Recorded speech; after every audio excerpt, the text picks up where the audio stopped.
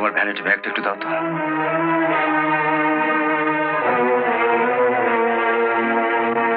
কি হলো? দাও।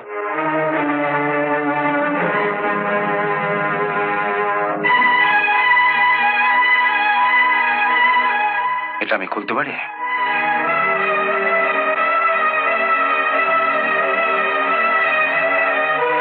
খুলুন।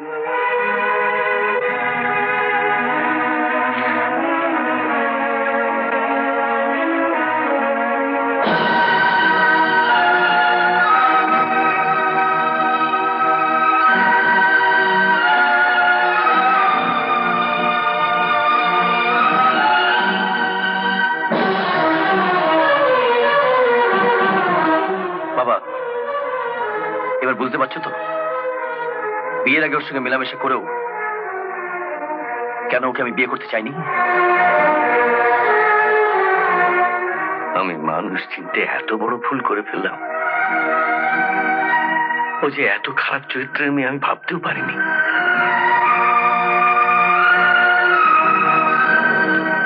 চম্পা,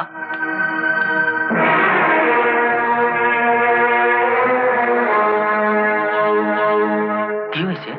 প্রতি রাত্রে যে তোমার বোনের 1 বোতল করে মদ লাগে সে কথা তো তোমার বাবা আগে বলেন। মদ? না না, এ আপনি কি বলছেন? বাবা আজ নিজের চোখে ওকে মদের দোকান থেকে মদ কিনতে দেখেছে।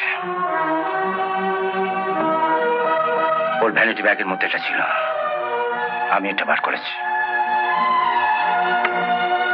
না না, আমি বিশ্বাস করি না। চম্পা মদ খেতে পারে না। আমার কি তবে মিথ্যে কথা বলছি?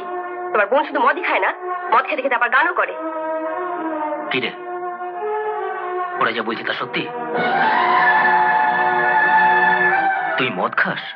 ওর ব্যাগে মদের বোতল পাওয়া গেছে। এরপরেও তুমি জানতে চাইছো ও মদ খায় কিনা? ওর ব্যাগের ভেতর থেকে মদের বোতল পাওয়া গেছে বলে এই নয় যে ও মদ খায়। ও আমাকে একটা চাকরি পাইয়ে দিয়েছে, তাই ওকে দেবো বলে এই ব্যাগে করে আমি একটা শাড়ি নিয়ে এসেছি। তা আমার ব্যাগ থেকে শাড়ি বেরোলো বলে আপনারা কি বলবেন? মাঝে মধ্যে প্যান্ট শার্ট ছেড়ে আমি শাড়িও পরি। আপনি তো বিচারক ছিলেন, বলুন এই ব্যাগ থেকে শাড়ি বেরোলে বলে এটাই কি প্রমাণিত হয় যে আমি শাড়িও পরি? বলুন।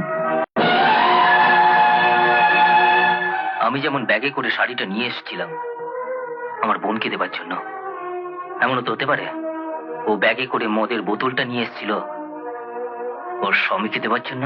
না, ওকে দেবার জন্য কেন আনবো? ওকে মদ খায়? তুই কেন সবার সামনে আমার স্বামীকে ছোট করে দিচ্ছিস?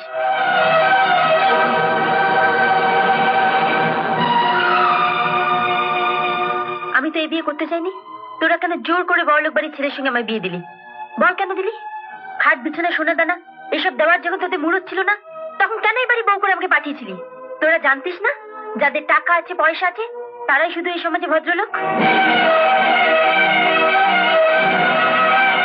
যে মেয়ে বিয়ে 3 মাস পরে স্বামী খাটে জায়গা পায় না, মেঝেতে মাদুর পেতে শুতে হয়, বুকের যন্ত্রণা থাকতে সে মদ খাবে না তা আর কি খাবে? তার মানে তুই স্বীকার করছিস তুই মদ খাস? হ্যাঁ, খাই খাই খাই। রোজ রাতে আমার স্বামী ঘুমিয়ে পড়ার পর আমি 1 বোতল করে মদ খাই। শোনো, এটা ভদ্রলোকের বাড়ি, ওকে মারতে হয় বাড়িতে নিয়ে গিয়ে মারো। ওঠ ওঠ, চল বাড়ি চল চল।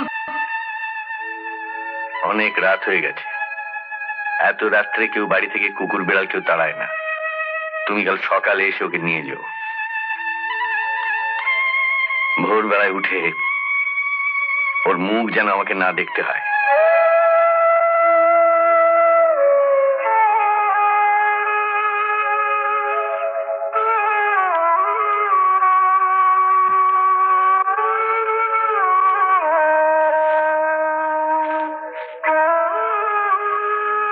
শাড়িটা দিয়ে গেলাম, যদি পারিস তো গলায় দিয়ে ঝুলে পড়িস। কাল সকালে তোকে বাড়িতে না নিয়ে গিয়ে একেবারে সোজা যেন শ্মশানে নিয়ে যেতে পারি।